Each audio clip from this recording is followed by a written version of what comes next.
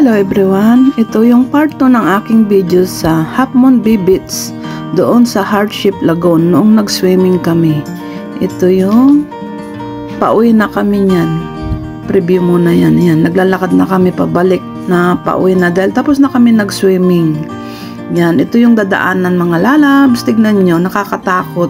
Kailangan mag-focus ka lang sa iyong dinadaanan kasi kung hindi ka nakapokus dyan, bagsak mo sa baba. Sa batuhan, malalim yan. Yan o, sa gilid ng bundok, sa batuhan na yan kami dumaan.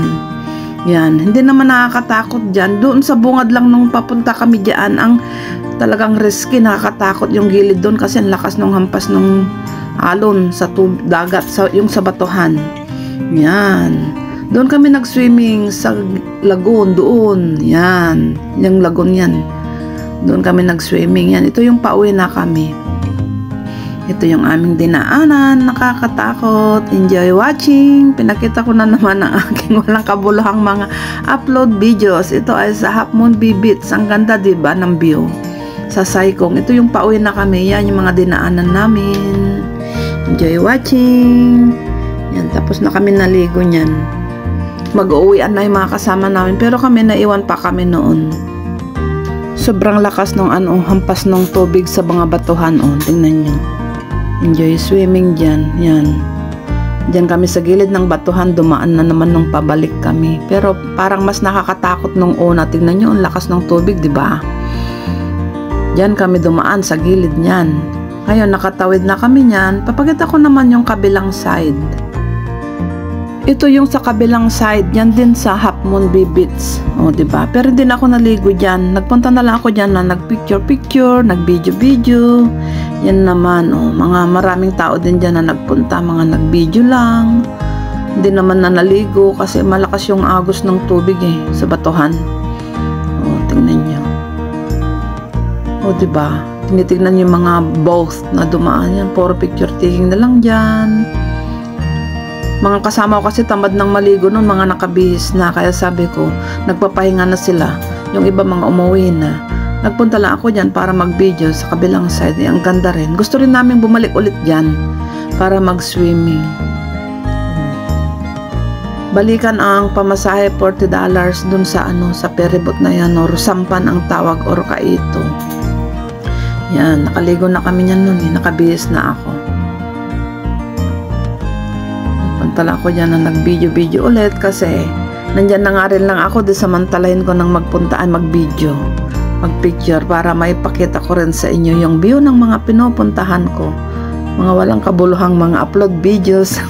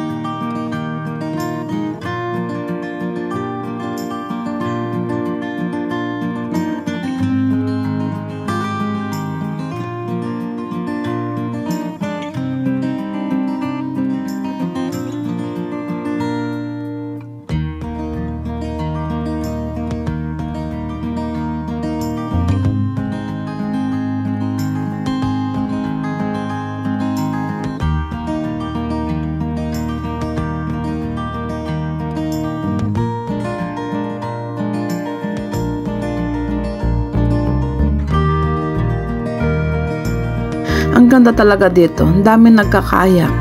Tingnan nyo. Mga boat. Spade boat. Ang galing, diba? Ganda. Ang dami nila dyan. Kasi may mga naririntahang mga boat dyan. Oh, enjoy watching. Ang sarap talaga magtambay dyan sa tabing dagat. Kaya lang, talagang sunburn ang kalaban. Oh, diba? Ang ganda. Yun, ang bilis ng patakbo niya, no? Enjoy watching.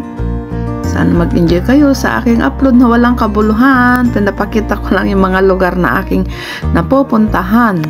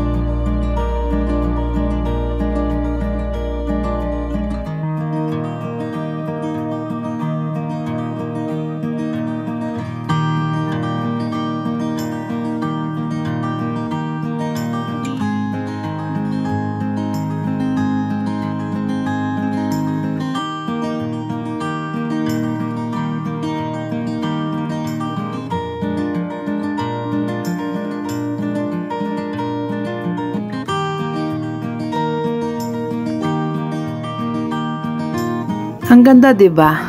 Mahangin pa diyan. Yan, bumalik na ako sa aming pwesto, tambayan. Yan, pabalik na ako. Akyat na ako sa taas. Pakita niyo yung view doon. Yan, dami mga nagtatambay, mga summer. Ang sarap kasi magtambay diyan sa tabing dagat, maligo, magpiknik. Yan, may isda pang natuyo. Yan na, ang ganda, 'di ba? Mahangin.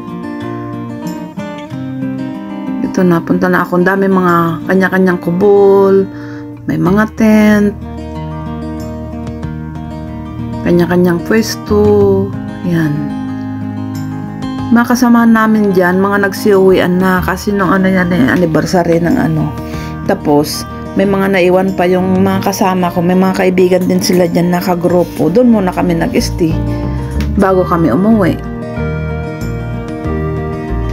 Diba? Kanya-kanyang grupo. Pero in-mute ko na yan. Naka-mute kasi may mga kanya-kanyang mga sounds patugtog. Siyempre, baka masi-CPR ako. Kaya mute. May mga kanya-kanyang mga kung ano mga pinagagawa. Nagkakainan. Palipas ng oras. Ganyan yung mga OFW dito sa Hong Kong. Ito, mga kasama ko yan si RB. Si RB yan nakasombrero at saka si Carol. Mga kababayan nilang mga ang pinuntahan namin dyan. May nagsasayaw. Ganyan, dyan pinapalipas ang oras pag di-off ng linggo. Mawawala yung stress mo kung distress ka. Happy-happy, yan. Magsuswimming, magkakainan, may kanya-kanyang mga luluto. Yan si Arbe nakasombrero. Yan siya yung kasakasama ko sa mga galaan. Ito naman sa kabilang side, yan na yung sa beach. Sa dagat, yan. Dami mga nagsuswimming. Pero hindi na ako nag-swimming dyan. Kasi tapos na nga ako naligo doon sa lagoon. Nagbanlaw na lang kami dyan kasi may banlawan naman dyan. May CR, may shower room. Malaki nga yung kita yung restaurant dyan eh.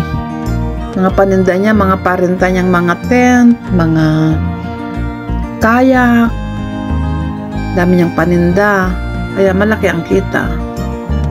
O, diba? Tingnan niyo, daming tao. Hapon na yan, pero mahangin pa. Tingnan yung buhang. Mag-alas 5 na yung oras na yan.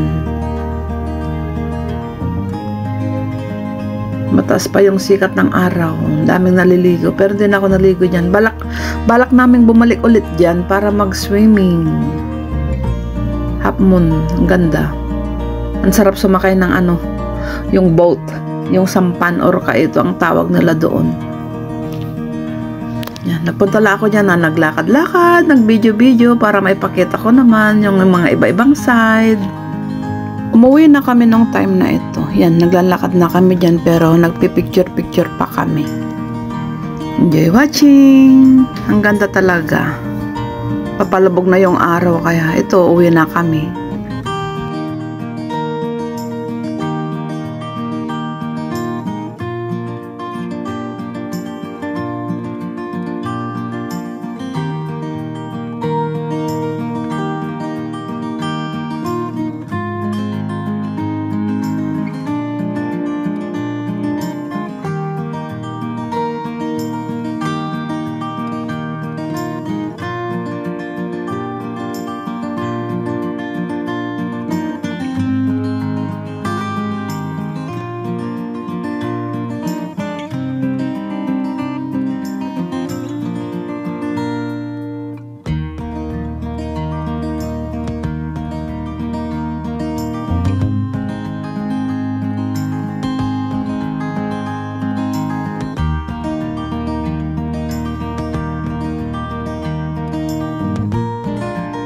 Uuwi na kami kasi may oras yung sampan, yung ferryboat na sasakyan namin.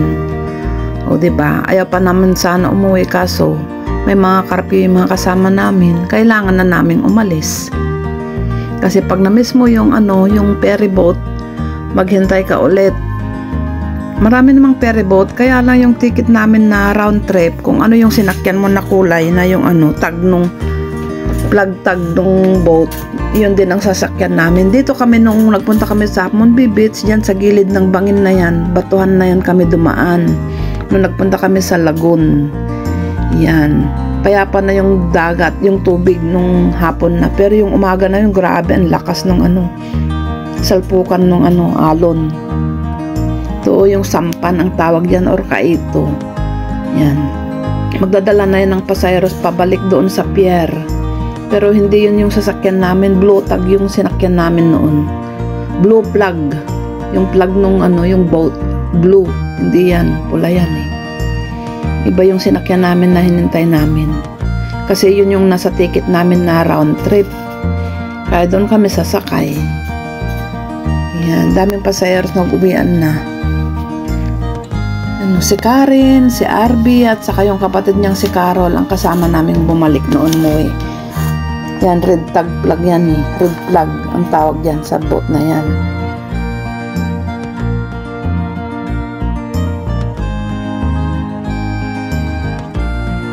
Nandito na yung sasakyan namin na blue plug ang tawag kasi yung tag nung ano plug, blue.